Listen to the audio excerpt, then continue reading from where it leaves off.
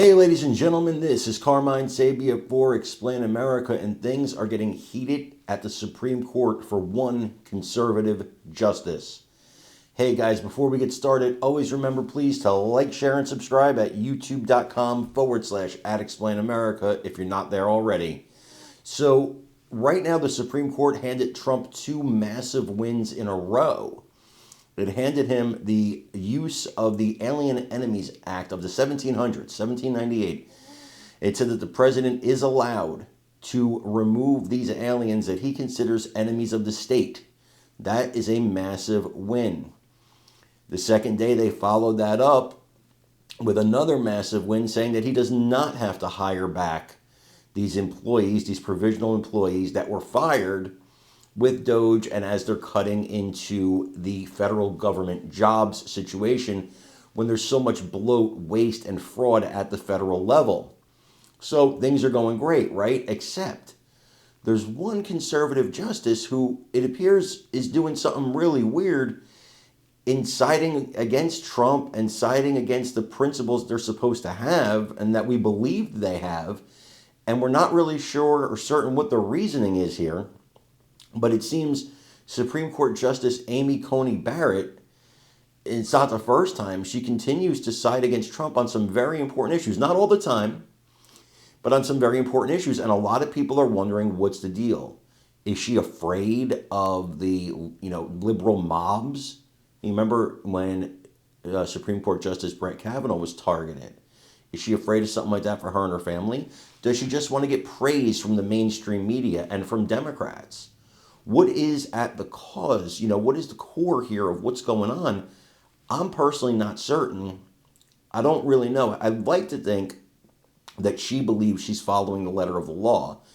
And though I think she's wrong, I will tell you she knows a lot more about the law than I do, but she's being overruled. And it is interesting that she's the female conservative continuously siding with the three female liberals. Is that a cause? Is there like some sisterhood going on there? I don't know. I'm guessing. Maybe nothing I said is true. Maybe all of it's true. Who knows?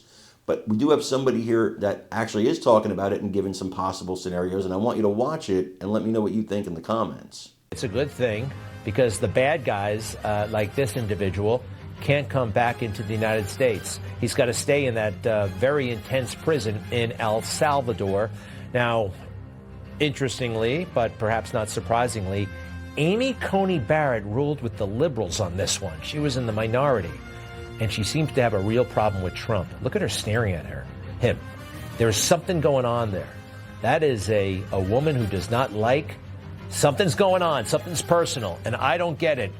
She would not have this amazing job if it weren't for him. And they actually haven't spent all that much time together. Let's bring in our experts. I understand Joe diGenova. We don't have him yet, but we do have Barak Lurie, the noted attorney and radio show host. Barak, you're always great on this stuff. And is there a personal component? Did you notice that stare? I don't want to make too much of it, but it's very weird how she's ruling, and it's weird how she's looking at President Trump. It's very hard to figure out her. I think she does seem to have some sort of animus toward Trump. One wonders always when somebody makes strange decisions like she has been doing, whether there's something else nefarious going on. But it seems like she does instead have some sort of animus towards Trump. And it's hard to pinpoint why. We'd all be guessing about it. But to the extent that there is animus, it's not unusual for that to inform a judge's or justice's decision in rulings like this. So I was disturbed by the fact that she joined the liberal camp on this one. This didn't make any sense at all. Her reasoning doesn't seem to make any sense. It's a temporary issue. It's not that big an opinion, but nevertheless, one that didn't make any sense. And it seemed to be based entirely on feelings and what was mean or not mean about moving these people. So it's not a good way of going about business. Yeah, it was a TRO, temporary restraining order.